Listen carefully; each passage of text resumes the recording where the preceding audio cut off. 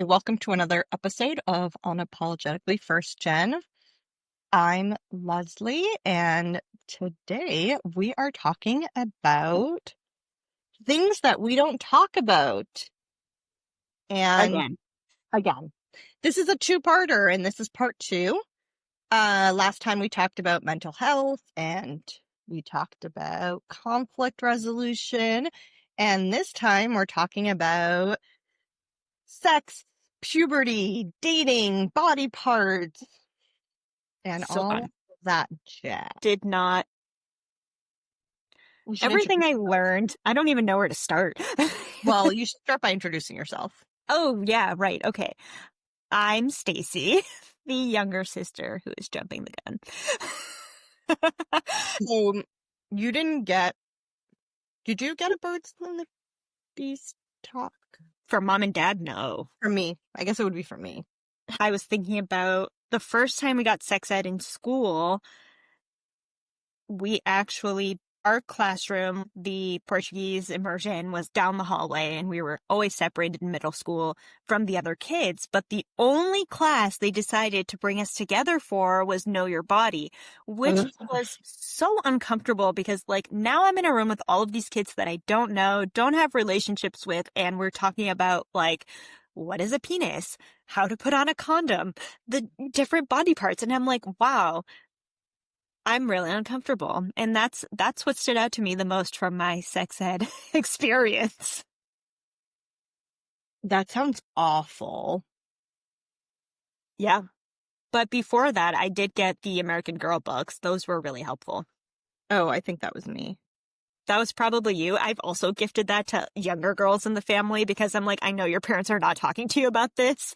So here's a book on your body parts. So, we name body parts with our children, and I have a really funny story I'm going to share in a minute, but I'm still getting my daughter the American Girls book. Oh, yeah. Actually, there was another one. I got it for my niece that was written by a Black woman and is a little more inclusive, and I ended up getting her that book instead Oh, of nice. American. When I was a preteen, the American Girl, they had a website where you could go in and learn about more of these topics. And I remember using the internet to learn more about what all of these things were. But yeah, I still don't know. I mean, I know my body parts now in English, but I still don't know them in Portuguese. My children have a Portuguese book about body parts that you are welcome to borrow. Maybe. Though it doesn't have genitalia, it just has elbow. Okay. I feel like I know those. It's really the parts that you didn't really talk about that's the vocabulary that I don't know. And it's funny because I always tell this story. One of my second graders one time, it just shows to how things have changed over time. But one of my second graders came up to me and was like, Miss Stacy, my vulva's itchy.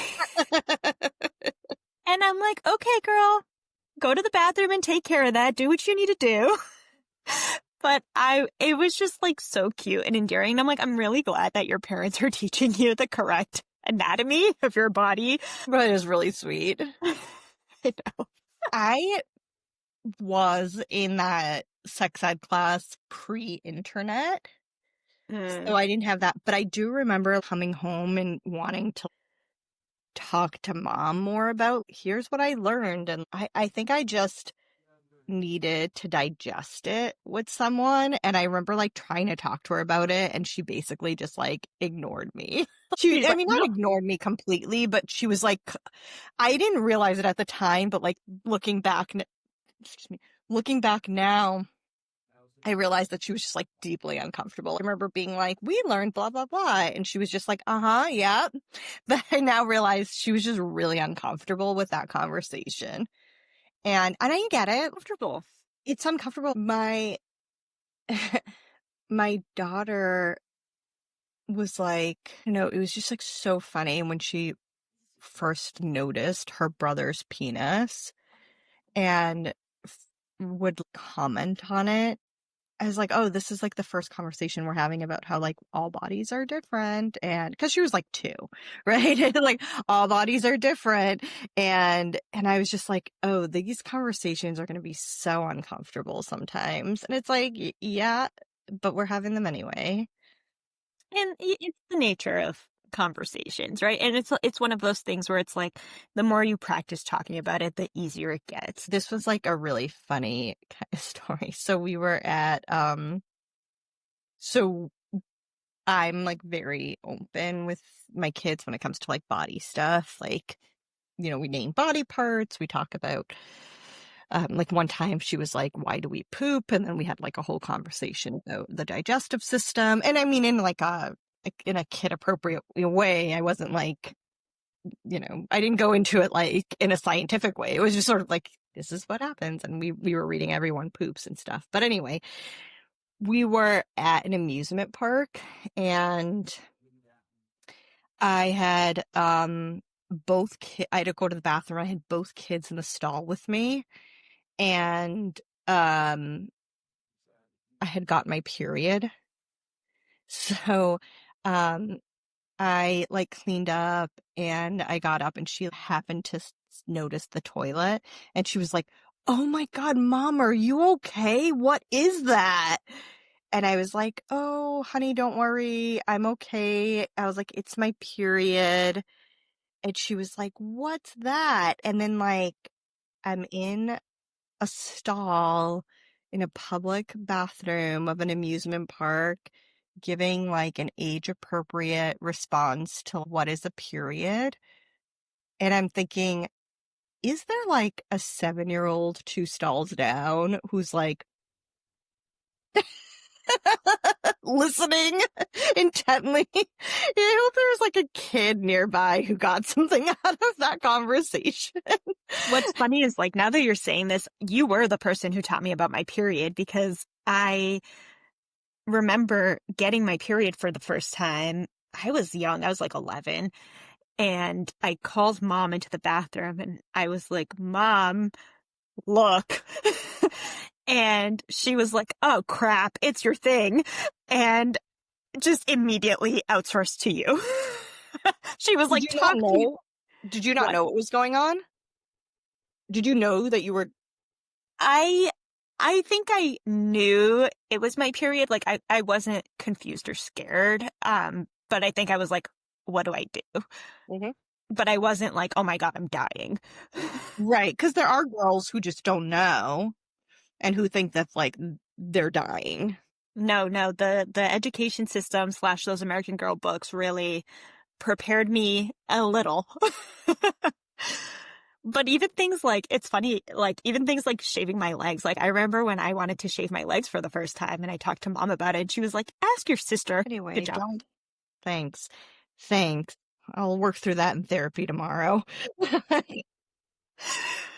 But Uh, do you want my embarrassing story? So my embarrassing story, which is more about how much you taught me about sex, is I remember this was like early middle school probably, and I was like talking to some 8th grade boys on AIM, and they were asking me if I masturbated, and I didn't know what that was yet. And I do you remember this? no, I don't. I just think that's just like so cute, but like also very middle school. I was very naive. And I remember you had gone out.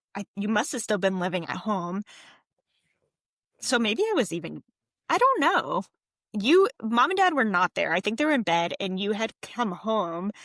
And as soon as you walked into the door, I was like, can I ask you a question? And you were like, yeah, sure. What's up? And I was like, what's masturbating? And I just remember you were like holding stuff and you like put everything down and you were like, okay.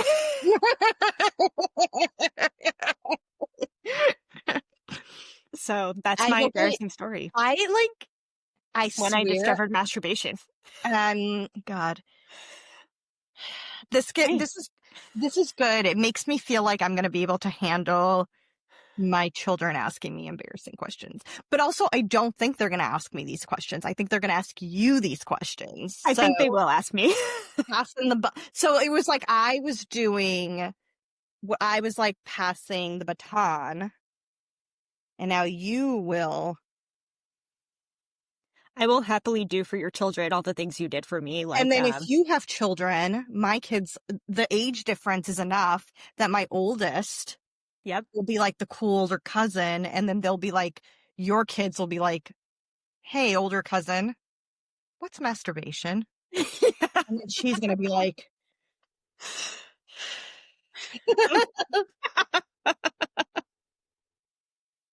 and hopefully I have the kind of relationship where she'll then come up to me and be like, I just got asked this question. And I am going to laugh and laugh and laugh and be Yeah. like, that is the work of the universe circling back for me. You're like, I've done my duty. I did my duty. I explained things, except it's like different now because like the internet's a real big thing. So now you have to be like, you have to have this whole conversation about like what you see on the internet is not necessarily the real thing. There are all these conversations about like how do you make sure that your like child doesn't become like an extremist, and it's particular about boys, like Mm-hmm. um And yeah, it's interesting, like the loneliness epidemic because of the internet and the rise of AI now. That's going to be a huge concern when it's mental health of kids. yeah, and part of me when I hear men talking, I'm like, y'all aren't lonely enough. But then you think this is affecting like young kids. Did you see Adolescence? I did. There's a scene in there that was quite triggering for me. um, when the kids like yelling at, is it the lawyer? It's been a while since I watched it. He's like in a room alone with the person and he's just screaming at her. And I was like, oh, I've lived through this, except there were 20 other kids in the room.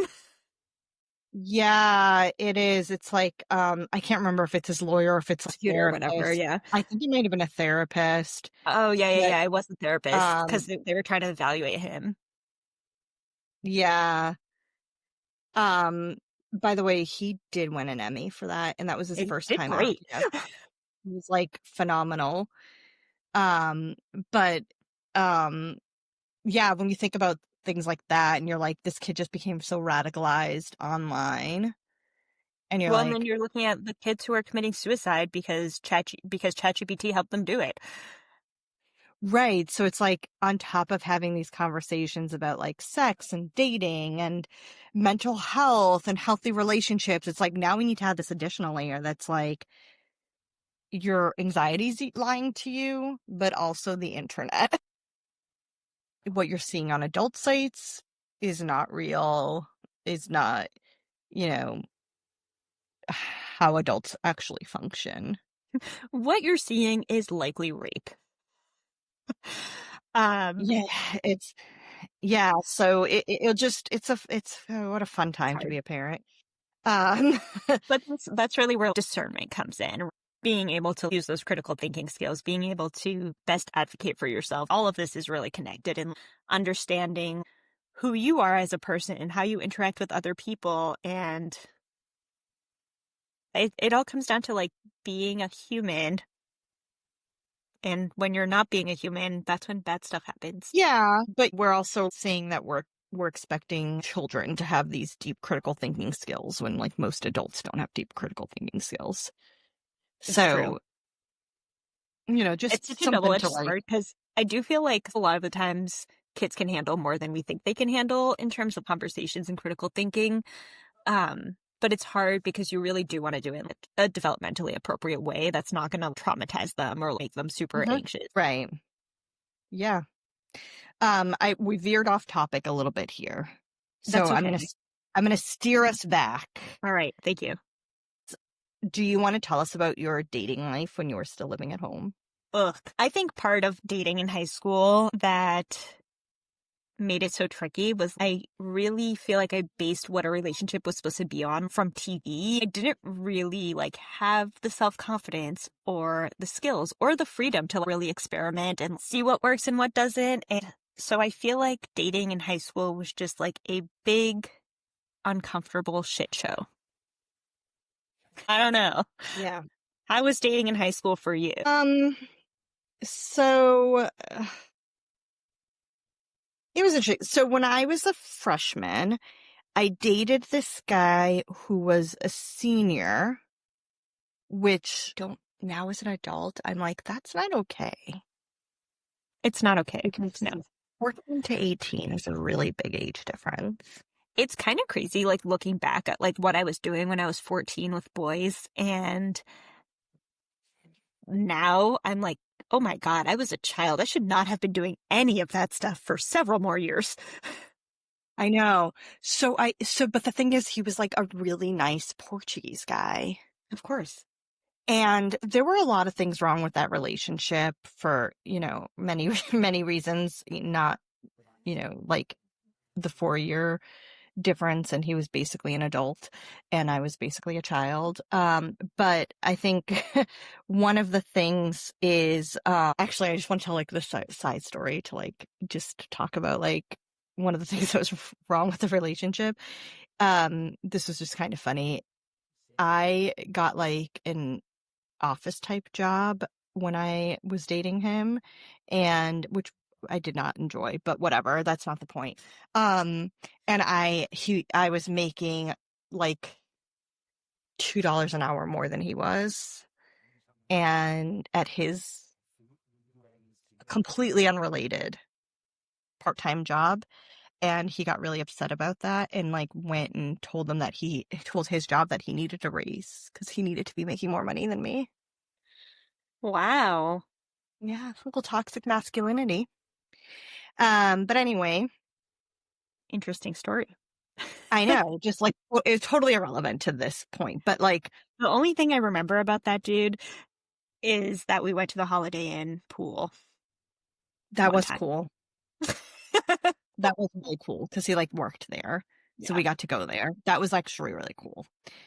Um, that was a nice hookup. Anyway, mom and dad really loved him because he was like Portuguese. And And you're supposed to marry the first guy that you date. well, that was the thing is like when we broke up, mom and dad got really mad at me and they asked me what I did wrong. It's Why interesting did that you say that because I feel like I've heard that from some of our cousins, right? Of like this blame being placed. on the cousins about Yeah. About the relationship of like, hey, you have to like stay in this unhealthy relationship. It comes back to what we were talking about in the last episode of like being non-confrontational, not rocking the boat, just doing what you're supposed to do. right. Yeah. Yeah, that has happened. I think you're right. Just like, no one breaks up. Like no one. So happy. Yes. Even if you got pregnant at 14, you were gonna have a happy marriage. But and I think a lot of that too, I think just it leans into the religion, Yeah. to Catholicism. Like you don't get divorced. You also don't really date. So like dating's a new thing. So I think they just sort of applied the same logic. Like you're just in a relationship. And there's no Right. reason for you to break up because that's just the person you're going to marry. So there was a lot of blame on like, why did I like kind of like allow this relationship to end or whatever. And then I do remember after this sort of getting in trouble for like whatever it is that I did but like, I think I ended it if I'm remembering that correctly. And then, I remember like I think it was dad was like, "Oh, don't worry, like you guys can still get back together. It can still work out." And I just remember thinking like, I don't want it to work out. I Yeah. have nothing in common with this guy. It's like just not what I like. He asked for a raise because he wanted to be better than me Yeah, so rude. instead of like wanting to be. And Support I you. mean, I couldn't articulate this, but I was just Yeah, like, yeah. It felt wrong. it felt wrong. And it's like he didn't want to be a partner. He wanted to be better than me. Yeah. Which is, classic high school dude.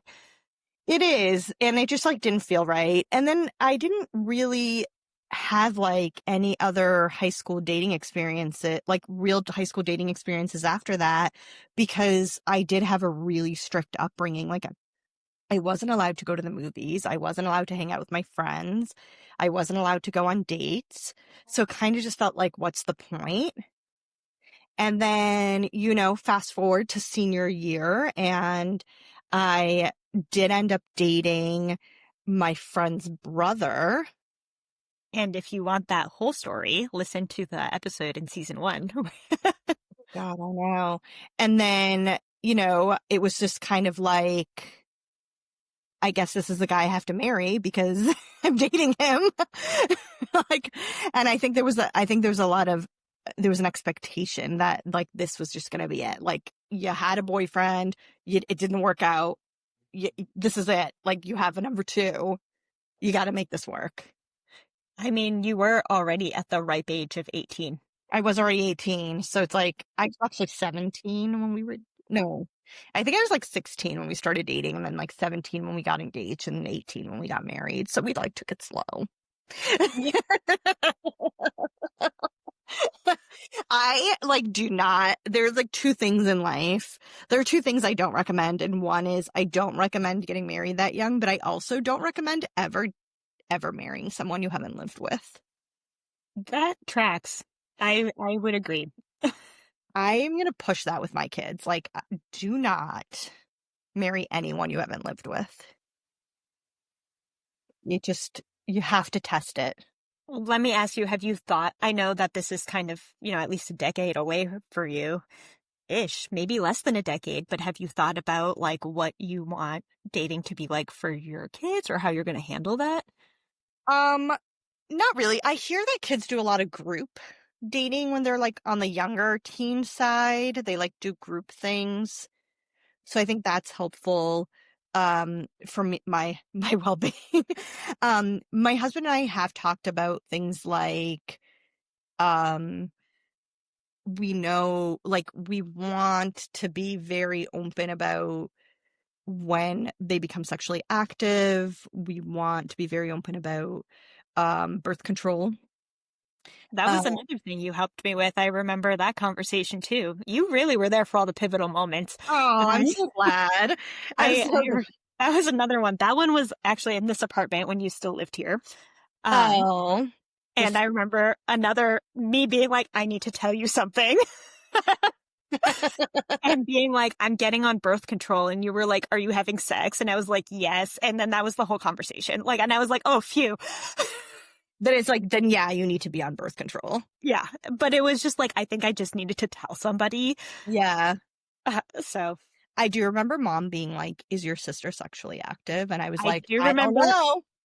I don't know anything. I do remember when mom found out I was sexually active because she was real mad about it. And started coming with me to things but wouldn't tell me why. So that was fun. Yeah. Yeah, like I think there was so much fear I think part of the reason I wasn't allowed to do anything, like I wasn't allowed to play sports. I was at nothing. Like I was allowed to go to school, go to my job, and come home. That was it. I was literally talking to Tom about this yesterday because we drove by the high school during dismissal time.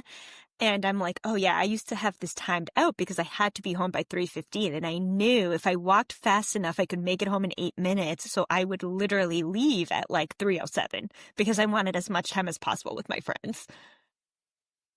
Yeah. Yeah. I would get picked up. Yeah. I wasn't even allowed to walk home. And I think it was this fear that I was going to like sneak off and have sex. Which, funnily enough, is what ended up happening for me. Because of that strictness, I was like, I'm doing what I want. Yeah, I think if you are that strict, all you're doing is raising good liars. I was a great liar back then. Yeah, and it's like... It's super interesting. The people who had sex, like, much later definitely did have open and honest relationships and conversations with their parents. This is like, we've talked about this, like, drinking wasn't really a big deal at our house. Yeah. Neither of us big drinkers. It's true. I did go through a phase, but it ended by like second year of college. By the time I was legal drinking age, I was over it. I'm over this. I don't like being hungover, but it was so strict. And I just like, I craved that like regular dating thing that I saw on TV. Like, I was like, can a boy just come? Can I meet a guy at the movies? Can I like go to dinner and have go to a movie? And I honestly didn't get that until after I was married. Then, like, we started going on dates. After I was married, we started going on dates. I started getting to know my then husband after we got married. Also, not a good way to get married. Don't get to know your husband after you marry him. Work on that first before you. And I do think that part of the reason I got married young is because, and I will say this took like years of therapy to figure this out. I just shout out to my therapist. I'm pretty sure she listens to this. Uh, um, I do think that part of the reason I got married so young is because I felt like it was a way out of how strict my life, how controlled my life was. Yeah, I know. I think that's why I'm like very grateful I pushed back on not like mom and dad didn't want me to go away for college, but like I think that me going away for college was like so important for like my own like figuring out who I am. Yeah. Yeah, I tried to go away for college and it was not received well. Yeah. It was also not received well, but it I feel like you buffered it a little. I did a lot of buffering between you, mom and dad. And I think that I do remember that time where I kind of was like, I need to let her escape. I do remember thinking that, like, she needs to escape this because this is like kind of madness here. But I remember having a conversation. I remember looking at a college like across the country because I was like, I have to get out of here. And I do remember like dad basically being like, if you go to school out there, don't bother coming back. Oh, and I remember them saying to me like we won't pay if you go, and I said fine, don't, I'll take out loans. Yeah, I got that too. I got like I got that. And then they were like, we won't pay. And then I was like, I did that. I was like, I'll take out loans. And then dad was like, don't bother coming back. And I really wish I had just been like, I had been brave enough to be like, okay. But I wasn't brave enough because I was a kid. I was 18. I still needed my mom and my dad. I was Yeah, 17. I was 17 when I graduated. I wasn't even 18. So I was and probably you having these conversations junior year where I was like 15, 16. and you didn't really have like the opportunity to like go out there and like explore the world. Like I don't know if I've told this story on the podcast, but like I remember in 8th grade when we went to Washington D.C. on our school trip, and they basically like let us out at the zoo and we're like, have fun, come back in 4 hours, and I was like shocked I could walk around at the zoo by myself. Right. Like, you were like, what do you mean? Like, It was crazy to me. I'm like, wait, this is normal for all of these kids? What's going on? yeah. And they're like, your friends are probably like, it's literally an enclosed space. I remember, I would say probably up until high school, I wasn't even allowed to be outside by myself, like outside in our yard. I know. I remember like as a kid, there was like kids who lived on the street and they would like ride their bikes around the neighborhood, and they would come ask me like why I didn't want to ride my bike. And I would just lie and say I was grounded because I thought it made me look cooler than just saying I wasn't allowed to Yeah, go. like I'm not allowed to ride around the block. It's interesting to see like how, like looking back, like how much I like protected mom and dad of like not saying like, oh, they're so strict, or like, it was like always made it seem like it was like because of me. Yeah, because it was so embarrassing how Yes. controlled our lives were. Because you were like, this is not like what the American kids are dealing with. Yeah. And part of it too is like, I get it because it's like where we lived wasn't super nice when we were kids. Like it was not like a suburban cul-de-sac. Yeah, but I also do think that, there's no reason I shouldn't have been allowed to go out for sports. I mean, you did by the time by the time you were in high school, you were allowed to, or middle school even. Oh yeah, because I ended up doing like basketball in middle school. And I think part of that too was like mom was working in the school, so she like got to know like, I think Yeah, it was just like trusted more. yeah, because I also remember I wanted to try out for Zoom and they were like, I'm not driving into Boston. And I was like, okay. Yeah. I could have been a Zoom kid. You would ask me about my kids, like how we would deal with it. We are kind of on the same page. Like, when they become sexually active, we're really going to be like, you need to think about birth control. It's a little easier with, our daughter, because it's like, you can be on birth control. Hopefully by the time my son is sexually active, there will be a male birth control pill. We'll see. I know that like it keeps moving forward and then stopping, but it would be really nice if there was something where he could also be on birth control. But if not, there are going to be thousands of conversations about like, I don't care if she says she's on the pill, you're still going to use protection. I And thought there's you were going to say there's still going to be thousands of condoms around. And there will, like, there's going to be a lot of conversations about, like, you still, even if even if you or your partner is on birth control, like, you're still going to use condoms. Even if, like, you're having same sex, you're still gonna, Mm-hmm. using protection, because pregnancy isn't really the only consequence here. I will say, like, probably the most, I have to credit the teen health center at the high school, because you could go there without like your parents knowing about it, and you could actually attend the appointments during the school day because it was connected. Mm-hmm. So that's how I was able to like get my birth control and get everything that I needed without mom and dad finding out about Yeah. anything. And I really, really credit like that resource to like me not getting knocked up as a teenager. Agreed. And I think they were really wonderful and supportive. And they had this amazing doctor on staff who really understood teens. I think she did a great job. She's probably still there. I wouldn't be surprised about that if she was. It's just so sad to see that that's really going away, that schools allowing kids to have discretion outside of their families is going away right now, because it's really, really important for kids to have that safe space, and getting rid of it's is really problematic. I know. I will, I want to share one last story on this, which is the first time that Tom actually slept over when I was still living at home.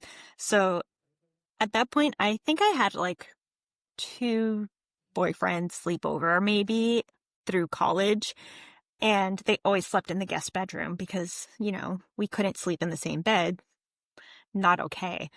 Um, Not okay. Even though I lived on my own in college. Right. It's The different. logic the logic is whatever it is. But when I started dating my husband, the first time he slept over, I didn't tell him. I was like, okay, we're just going to bed. And we just like went to bed, and I did not sleep that night. I did not sleep one wink because I was just imagining mom and dad were going to wake up in the middle of the night and realize we were in the same bed and just come yell at me. Nothing happened. They said nothing. But then I was also like, well, now I have to marry this guy. I do like remember that, because you told me about it like the next day. You were like, Tom slept in my bed last night. And I was like, What? are you in so much trouble right now? But also, like, we lived in the same house. I know. It was like you guys were like roommates that before. Like, it was just really funny. And yeah, and it was just like, okay, I guess. And I was like, this is such bullshit. I'm glad it worked out. This was after that. I had a boyfriend come on vacation with us, and I was like, are we going to be able to sleep in the same bed? Are we going to be in trouble? And I was like, I am like in my mid-30s. I think it's okay. But I was like, is it though? I know. It's so funny. It's so But funny. then, Moments. then I was like, Stacy sleeps with her. And I was like, I own my own house. Well, you're welcome for that one. Yeah. All right. I mean, I had a lot of uncomfortable conversations for you, so I guess you'll Thank you. Thank you. Good exchange. All right. Well, I think that about wraps up our topic of things we don't talk about. So thanks for coming along to the the basically therapy. Good 2-parter episode. Thank you so much for listening. Don't forget to subscribe and share with your friends if you like the podcast, and if you want some merch and to support us so we can continue to produce this podcast, check out our mugs and stickers available for sale. Thanks so much for listening. Until next time.